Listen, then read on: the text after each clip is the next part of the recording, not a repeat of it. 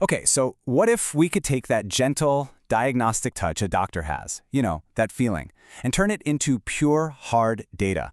That's exactly what we're unpacking today. It's a seriously futuristic idea, but you might be surprised to learn it all starts with a skill that's literally centuries old. So I really want you to think about this for a second. What if a machine could actually feel like a doctor does? I mean, have that same kind of diagnostic superpower, where it could just feel what's wrong. It sounds like something straight out of science fiction, right? Well, that's the exact question that's driving this whole new wave of innovation we're about to get into. Right. So before we can jump into the future tech, we've got to understand that superpower I just mentioned. It's a skill doctors have been using for, well, centuries. And I'm willing to bet it's something that's happened to you at your last checkup. The official name for it is palpation, and it's exactly what it sounds like. It's that simple but incredibly powerful act of a doctor using their hands to check for lumps or tenderness or any changes in how stiff your tissue feels. Honestly, it's almost an art form. It's a diagnostic tool that gets sharpened over years and years of experience, and it's all based on that one simple thing, the sense of touch. But here's the thing. As amazing and fundamental as palpation is to medicine, it has one big limitation. It's totally subjective, right? What one doctor feels might be just a little bit different from what another doctor feels. There's just no way to perfectly record that feeling. You can't save it and compare it perfectly an hour later, let alone share it with a specialist a continent away. And that limitation, well, that's exactly where science sees a huge opportunity. The big challenge becomes, how do you take this incredibly intuitive human skill and translate it into cold, hard, objective data? In other words, how do you turn a simple touch into tomography? And that right there, that's the core question. We've got to find a way to quantify that feeling, to capture it in a way that makes it perfectly consistent, totally recordable, and easily shareable every single time. So the ultimate goal here, the big vision, is to create a detailed 3D digital map of the body. A map where tissue stiffness isn't just a subjective feeling anymore, but a visible, measurable property you can see right on a screen. It's all about making the invisible visible. So how do we do that? Well, that brings us to the proposed solution. It's a brand new idea with a really clever name that, as you'll see, totally honors its origins. Let's meet the PICT scan.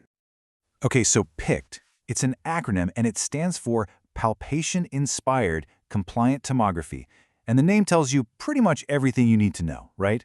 It's directly inspired by that doctor's touch, palpation, but it uses tomography, that process of building a 3D image from a bunch of 2D slices, to create that super precise stiffness map.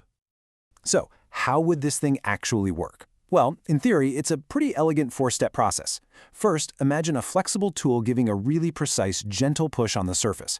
Step 2, the system measures exactly how the surface moves or deforms under that push.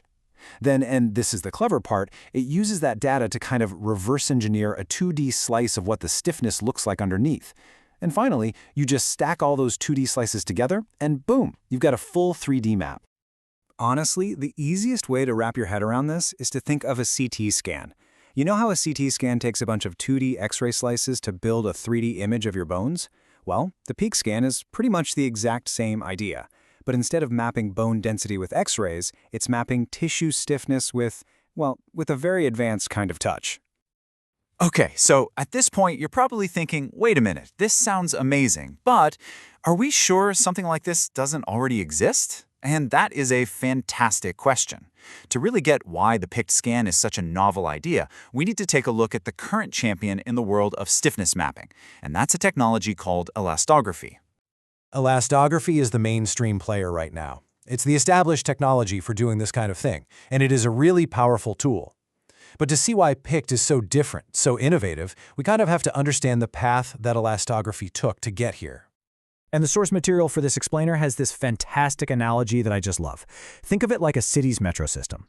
Okay, so way back during the World Wars, ultrasound technology was built. That's like the main central metro line.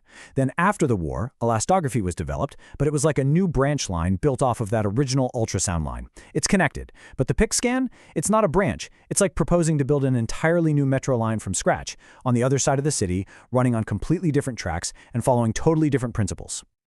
So what are those different principles? What makes the tracks different? Well, for the most part, conventional elastography uses some pretty expensive equipment. It works by analyzing waves moving through the tissue, so it needs all this internal, volumetric data. The PICT scan, on the other hand, is being designed to be way more economical.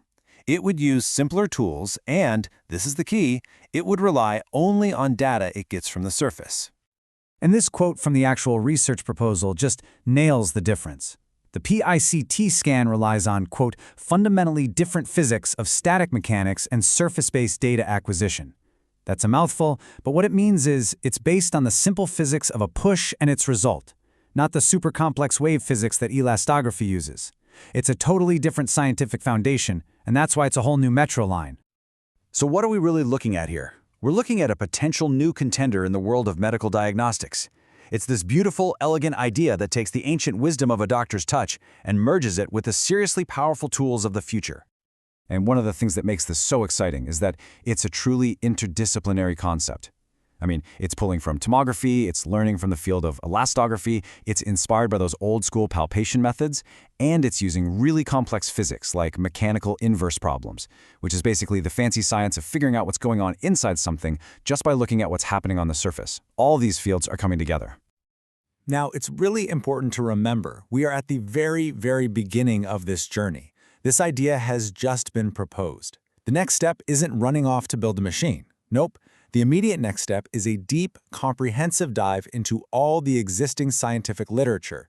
The researchers have to do their homework and make absolutely sure that this new metro line of theirs truly is new and hasn't already been built by someone else. That's the scientific process in action, right there. And all of this leaves us with one final, fascinating thought to chew on. We started this whole journey talking about a doctor's hands, and we've ended up with an idea for a machine. So could a robot's gentle, perfectly precise, and totally objective touch be the future of early diagnosis?